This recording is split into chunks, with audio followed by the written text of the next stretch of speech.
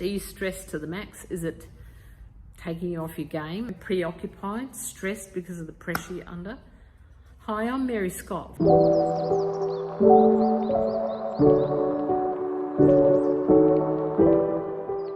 And that was me a few years ago.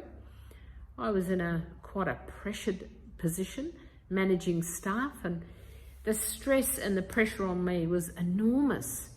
And some of it was self-induced, I have to say, because I wanted to perform better. I wanted to be a better team player, all of those kinds of things. And I think anyone who's working in the health profession at any time, you know, when I trained as a nurse, which is a long time ago, there was pressure then, you know, there was pressure about how the bed looked and how your customer service, you know, to your patients, etc. And my goodness, we've come a long way from there, haven't we?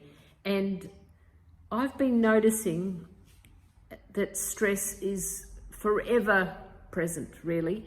And like I said, when I had that job several years ago now, I might say, I believed, well, probably in retrospect, I think it could have taken me out of the game, and it almost did, I think, if I'm completely honest. So I wanted to talk about stress today. If you're under the pump, if you're putting pressure on yourself, or you may well be getting pressurized by co-workers, management, whatever it is, it's still stress. It doesn't matter how it's how it comes upon you. It's still stress, isn't it? And I thought I would give some tips today about what you could do if you're one of those people feeling stressed. If you feel like you've always got to have your front foot forward, you've always got, you know, the performance. One thing about being under so much pressure is that the expectations of how you ought to be seems to rise for some reason. And once again, that could be that you're putting yourself under pressure or there's an outside source. So here's some tips if you are one of these people that are feeling very stressed. And for whatever reason, you know, we've all got personal stuff going on, and sometimes that gets a bit blurred with our professional life. So my first tip is, when you're feeling stressed, when you're feeling like you're not good enough and you're in the workplace, quite often what we do is, and it's a really very natural thing to do, is we start to hold our breath, because we don't know what's going to happen next. And one of the things that I have found quite valuable to me is start to focus on my breath, just like I did then. And, you know, five breaths in, you know, or taking a breath and count to 5. And then hold for 5, and then let it out for 5. Look, it sounds simple, but you know, these kind of things really work. So first tip, breathe in for 5, hold for 5, and let out for 5. Oh, but you might say, oh, that's pretty basic. But you know it's not, because what you got to do is you have to, when you're under the pump, you do hold your breath. It's a bit like being at the gym, you know, and the exercise gets too hard. What's the first thing that happens? You stop breathing.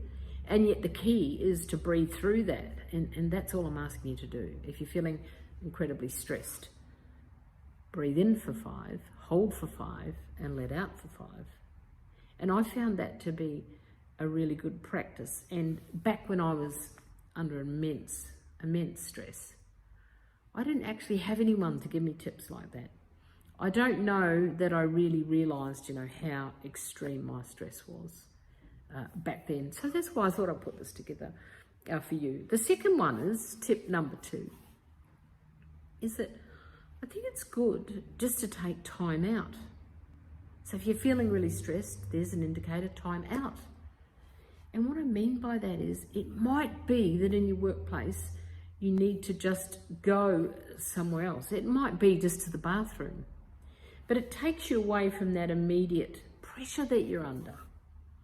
And time out is useful in terms of, even if you're at home and you're feeling like, oh, you know, with your personal life, that everything is tight and the communication is not good, the flow's stopped.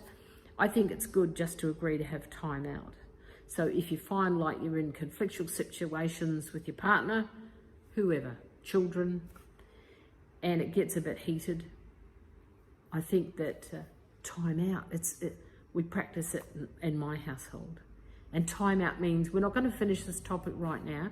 We're actually going to take a breather. We may go to another room. If it's a lovely day, we might go for a walk. Now at work, that's a little bit hard to do, but there's always the bathroom. You can go to the bathroom. That's time out. It's just taking you out. And in the bathroom, you can actually practice that breathing. So time out's really powerful. I think if you're really faced with the stress, you know, when I say faced, in your face is probably what I'm saying, then I think the breathing's very powerful. The other tip, number 3, is that sometimes it's just a matter of going to what I call a space in your head. It could be called a safe space. It could be called anything you like, really. It's up to you. And you can actually just go to that place. Now, it might be somewhere you've visited on holidays. You know, I love Maui, for example. And Hawaii's just got a lovely place in my heart. And I've got this picture at being at this beach and the fish going back and forth and then swimming with them and watching them. And I bring that image. So it's a little bit of visualization. And honestly, if you've got a place that feels good for you, you know, sometimes that's all our senses. What the smell, there's some smells that actually evoke some sort of reaction within you, and what you want to do with that special place or that safe place or your happy place. I see people saying that a lot lately. This is my happy place. You know, it could be fishing, could be swimming, could be anything. But you know, you can take yourself to that happy place in your workplace. And that's just a matter of taking responsibility that you're feeling quite stressed, and between walking from one point to the next, it may be you're just walking to a meeting that you're not all that happy about, or you're feeling stressed, put yourself under the pump, then take yourself to that happy place.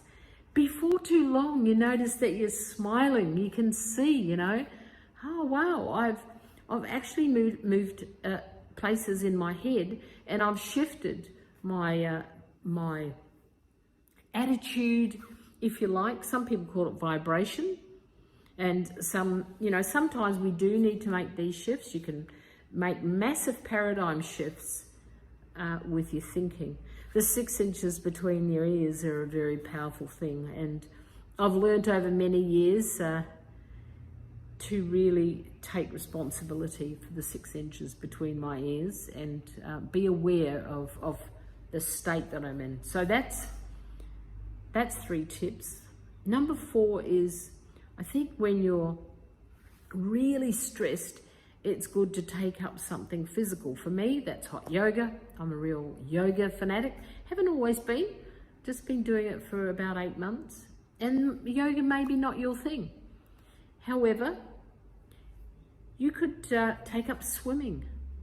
You could take up Pilates. You could take up anything. You could take up walking. Just walking in the beautiful sunlight is such a therapeutic thing to do. So that causes you on your downtime to be more mindful, to allow yourself to de-stress a little bit. One of the things I notice about my hot yoga, and you can apply it to any practice at all, it doesn't need to be this, but it's good to have real life examples, I think. I can go into my hot yoga class and my head's really busy. I wouldn't say that I'm stressed because I work from home and my commute is from the kitchen to my office with a cup of coffee first thing in the morning. And so then I go off to my yoga practice, and we're back at the studio now, so that's kind of cool. And once I get in there, even though it's busy, I start to focus on actually what I'm doing and my practice. And that de-stresses, or de-escalates things. It's got the capacity to be a powerful change agent for you. So look, there's a few tips for you, 4 tips. I hope it's been helpful. If you are one of these stressed people and you'd like to leave me a message, please do so. I'll leave you a link there. You can visit my website and see what I'm about, and you can take it from there.